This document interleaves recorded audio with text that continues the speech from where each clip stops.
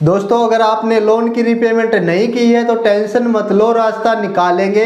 कभी कभी जीवन में ऐसी परिस्थिति आ जाती है कि लोन की ईएमआई पे करना बहुत ही मुश्किल हो जाता है, पर आपको घबराने की जरूरत नहीं है। आज इस वीडियो में हम आपको बताएंगे कि अगर आपने लोन की रिपेमेंट नहीं की है तो आपके साथ क्या क्या हो सकता है और आप कैसे इससे बाहर निकल सकते हो। तो फ्रेंड्स अब देरी न करते वीडियो स्टार्ट कर लेते और जान लेते अगर आपने भी लोन की रिपेमेंट नहीं की है, आप भी लोन की रिपेमेंट करने में असमर्थ हो तो कैसे उससे बाहर निकला जा सकता है और आपके साथ क्या क्या प्रॉब्लम हो सकती है। दोस्तों सबसे पहले तो ये निर्भर करता है कि आपका लोन किस प्रकार का, यानी कि किस चीज पर आपका लोन है। आपका कोई पर्सनल लोन चल रहा है या फिर आपने कोई होम लोन लिया है या फिर आपका कोई व्हीकल लोन चल रहा है जैसे कि कार या बाइक लोन चल रहा है, क्योंकि हर एक लोन के लिए अलग अलग रूल होते हैं। जिस प्रकार का आपका लोन होता है उसी प्रकार के नियम उस पर लागू होते हैं। तो फ्रेंड्स अब जान लेते हैं अगर लोन की रिपेमेंट नहीं की है तो आपके साथ क्या क्या हो सकता है। सबसे पहले तो आपके साथ हो सकता है कि आप पर लेट फीस और पेनल्टी लग जाती है। जब भी आप किसी लोन की रिपेमेंट नहीं कर पाते तो बैंक सबसे पहले आपको लेट फीस के चार्जेस और पेनल्टीज लगा देता है, जिसके लिए आपको बहुत ही बड़ा जुर्माना पे करना पड़ सकता है। और नंबर 2 प्रॉब्लम आती है कि क्रेडिट स्कोर आपका बहुत ही कम हो जाता है। आप जब भी लोन की रिपेमेंट नहीं कर पाते तो बैंक वाले आपके सिविल स्कोर को बहुत ही डाउन कर देते हैं, यानी कि जो आपका क्रेडिट स्कोर है उसे बिल्कुल खराब कर देते हैं। और नंबर 3 प्रॉब्लम आने वाली है फोन कॉल और लीगल नोटिस।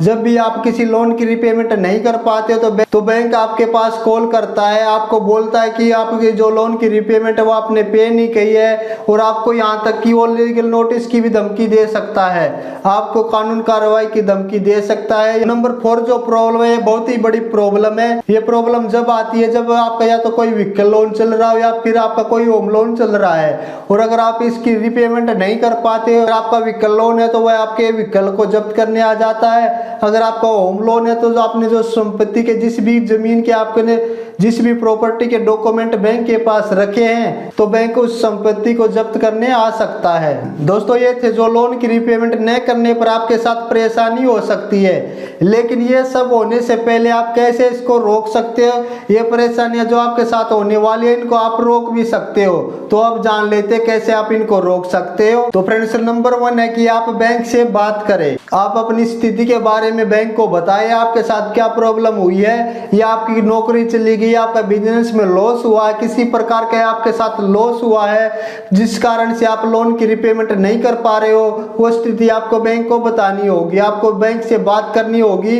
हो सकता है कि बैंक आपकी स्थिति को समझ ले और आपको जो लोन रिपेमेंट करने का टाइम होता है उसे ज्यादा कर दे।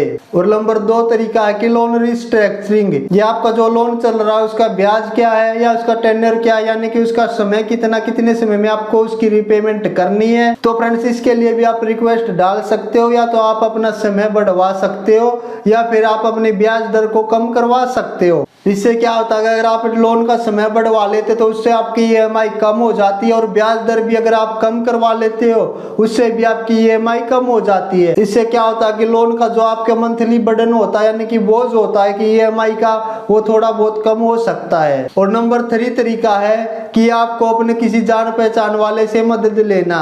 अगर आपके पास कोई ऐसा दोस्त है या कोई आपके परिवार में कोई सदस्य है ऐसा जो आपको आर्थिक रूप से सहायता दे सकता है, वो आपकी पैसे में हेल्प कर सकता है, तो फ्रेंड्स आपको उसकी मदद ले लेनी चाहिए।